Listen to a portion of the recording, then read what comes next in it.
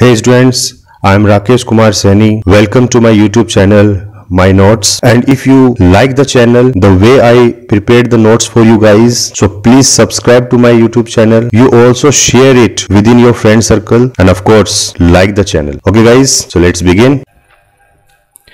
What happens if the egg is not fertilized? अगर egg fertilized नहीं हो तो उस केस में क्या होगा? An egg is released from either of the ovaries every 28 days. तो ये मैं आपके साथ डिस्कस कर चुका हूं कि हर 28 दिन में जो है एक एग रिलीज होता है ओवरी के द्वारा, ठीक है ना। और an unfertilized egg is alive for 24 hours, और एग की जो लाइफ है वो कितनी है? 24 आवर है, मतलब 24 घंटे तक वो जिंदा रहता है, ठीक है ना। ओवुलेशन के बाद ओवुलेशन क्या होता है? The release of egg from the ovary to the fallopian tube.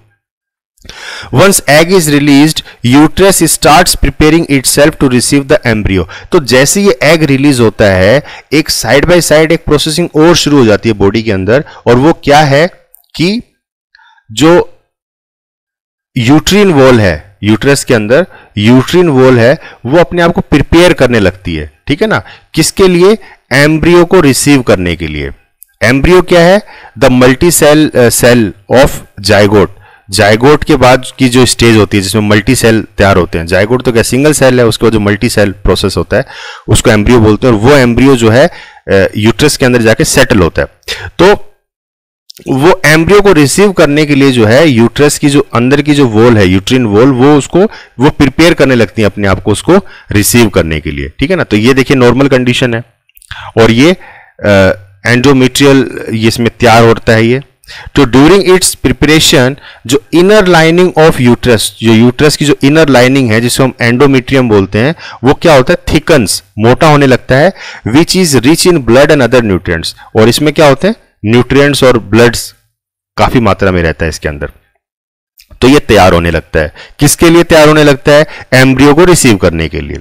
लेकिन अगर कोई फर्टिलाइजेशन नहीं होगा, ठीक है ना, यानी कि जाइगोट भी नहीं बनेगा, और अगर जाइगोट नहीं बनेगा तो एम्ब्रियो नहीं बनेगा, और एम्ब्रियो बनेगा ही नहीं तो फिर यूट्रस में आएगा क्या, ठीक है। तो जब इस तरह की प्रोसेसिंग नहीं होती है, यानी कि जब फर्टिलाइजेशन नहीं होता है, तो उस केस में जो एंडोमेट्रियम है वो क्या करता है? एंडोमेट्रियम स्टार्ट्स ब्रेकिंग, ये टूटने लगता है एंडोमेट्रियम, और and comes out through the vagina, और ये वजाइना के थ्रू जो है बाहर आने लगता है। और इसी प्रोसेस को हम क्या बोलते हैं? मेंस्ट्रुएशन, ठीक है ना। इसी को हम बोलते हैं menstruation.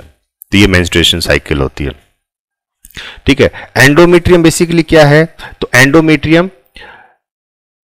The mucous membrane that lines the uterus thickens under hormonal control if pregnancy does not occur. अगर प्रेगनेंसी नहीं होती है तो ये क्या होगा? इट शेड्स इन मेंस्ट्रुएशन, तो मेंस्ट्रुएशन के रूप में ये टूट के बाहर आ जाएगा।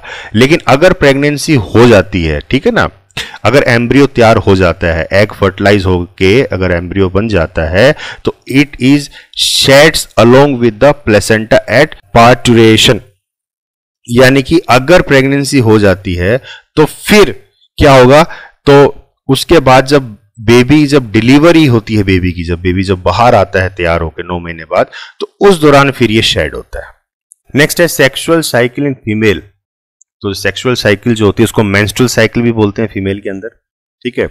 तो ये क्या है? एक तरीके से it is the process of bleeding through vagina due to breakage of endometrium. तो जब एंडोमेट्रियम ब्रेक होता है, जब वो एग रिसीव नहीं करता, तो उस केस में वो ब्रेक होता है, और जो ब्रेक होता है तो ब्लीडिंग के रूप में वो बाहर निकलता है वजाइना के थ्रू, ठीक है ना। तो इसी प्रोसेस को हम क्या बोलते हैं? मेंस्ट्रुअल साइकिल बोलते हैं। तो मेंस्ट्रुअल साइकिल एक्चुअल में क्या है?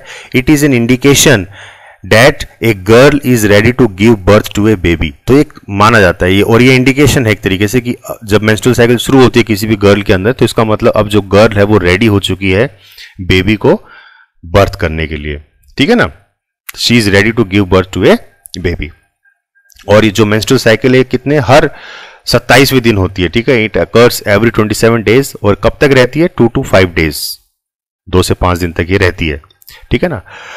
और ये शुरू कब होती है? Occurs around 14 days post ovulation.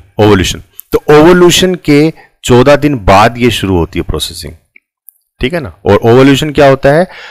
जब एग रिलीज होता है, ठीक है ना। जब ओवरी के द्वारा एग रिलीज होता है, the release of egg from ovary to the fallopian tube, तो उस ओवल्यूशन जो प्रोसेस होता है उसके बाद 14 दिन बाद से जो है ये मेंस्ट्रुअल साइकिल शुरू हो जाती है। Next is menopause. मेनोपॉज क्या होता है? तो it is the time in ए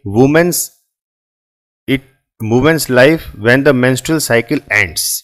तो ये वो टाइम होता है किसी भी लेडी की लाइफ में जब मेंस्ट्रुअल साइकिल खत्म हो जाती है, ठीक है ना, मेंस्ट्रुअल साइकिल उसकी या मेंस्ट्रुएशन आनी बंद हो जाती है, ठीक है, पोज हो जाती है। पोज का मतलब रुक जाना, ठीक है ना, जब उसकी मेंस्ट्रुअल साइकिल रुक जाती है उसे हम बोलते हैं menopause.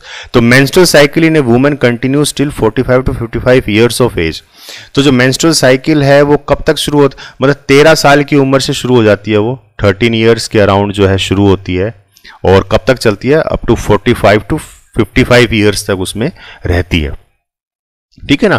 Post which ovary becomes dormant, और उसके बाद जो है ओवरी जो है वो डोरमेंट हो जाती है, मतलब इनएक्टिव हो जाती है, ठीक है ना, फिर वो एग रिलीज करना बंद कर देती हैं। तो जब एग रिलीज ही नहीं होगा तो उस दौरान फिर जो एंडोमेट्रियम है वो भी तैयार नहीं होगा, ठीक है ना। तो एंडोमेट्रियम तैयार ही नहीं होगा तो फिर वो ब्रेक नहीं होगा, और ब्रेक नहीं होगा तो वो ब्लीडिंग वगैरह नहीं होगी, तो ठीक है ना, तो सब कुछ रुक जाएगा। तो उस केस में क्या है ये, उसको हम क्या बोलते हैं? मेनोपॉज, ठीक है ना। तो मतलब नो ओवल्यूशन, कोई ओवल्यूशन नहीं हो रहा, और इसका मतलब कोई मेंस्ट्रुअल साइकिल नहीं है। क्लियर है? लेकिन मेनोपॉज के बाद लेडीज के अंदर काफी सारी दिक्कतें शुरू हो जाती हैं, जिसे हम बोलते हैं पोस्ट मेनोपॉज इफेक्ट्स। इसमें क्या होता है कि जैसे कि मूड स्विंग होना, बॉडी गेन करना, जो वेट गेन करना, सॉरी, जो बॉडी है वो वेट गेन कर लेती है, और ब्लड प्रेशर, वीकनेस, तो ऐसे काफ़ी सारी प्रॉब्लम्स हैं जो लेडीज़ के अंदर उसके बाद आने शुरू हो जाती है मेनोपॉज के बाद।